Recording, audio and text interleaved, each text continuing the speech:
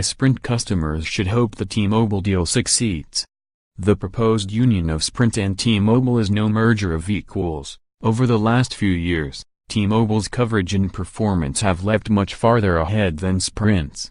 This means that if you're a Sprint customer and have been frustrated by network performance, you may want to cheer on the deal with T-Mobile.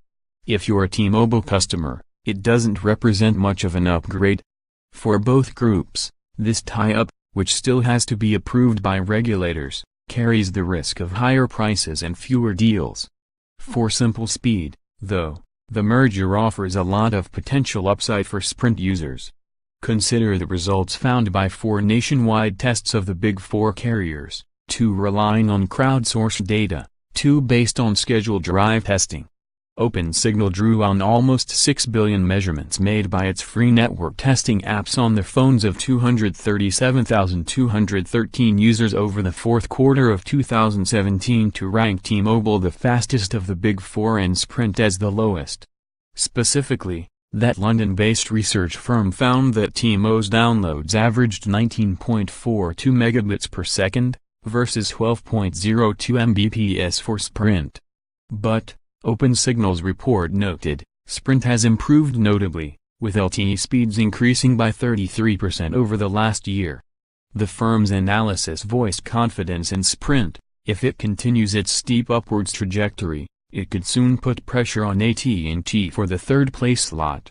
Results from the more widely used network test app, Speedtest, yielded a similar ranking.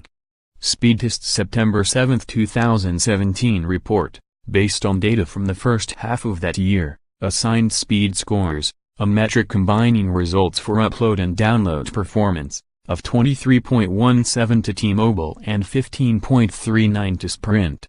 Speedtest's parent firm Ookla also agreed that Sprint would continue to improve. Sprint is well positioned for even more improvement moving forward.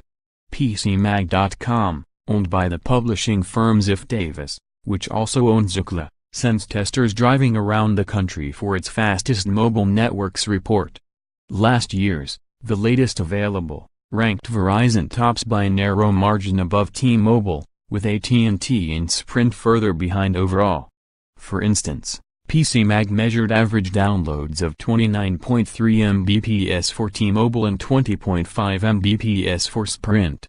Upload showed an even wider gap. 18.3 Mbps for T-Mobile, just 6.5 Mbps for Sprint.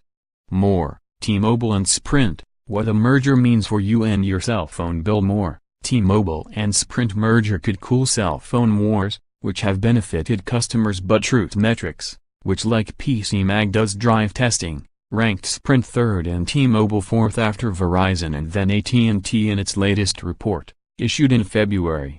Root Metrics data, based on measurements over the second half of 2017, gave Sprint a score of 87.8, with T-Mobile just behind at 86.8. Why? Root's tests cover voice and text performance, not just data. They found T-Mobile weaker in those areas even as they ranked T-Mobile's data performance well ahead of Sprint's, 93.1 and 87.7.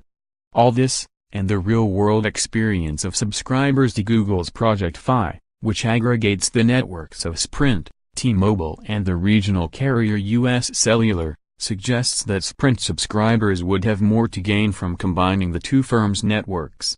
But they'll also need phones that support T-Mobile's LTE frequencies. A chart prepared by PCMag.com shows that Sprint's versions of the iPhone 8 and X can use 4 of T-Mobile's 5 bands, while the iPhone 5 can't use any.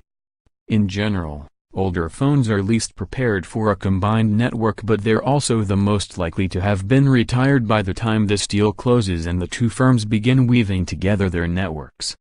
Which, if federal regulators have other ideas, may never actually happen. Disclosures: I also write for Yahoo Finance, which is a property of Verizon's Oath Media division. And in 2013 Sprint's LTE coverage was so weak that I paid an early termination fee to switch to T-Mobile.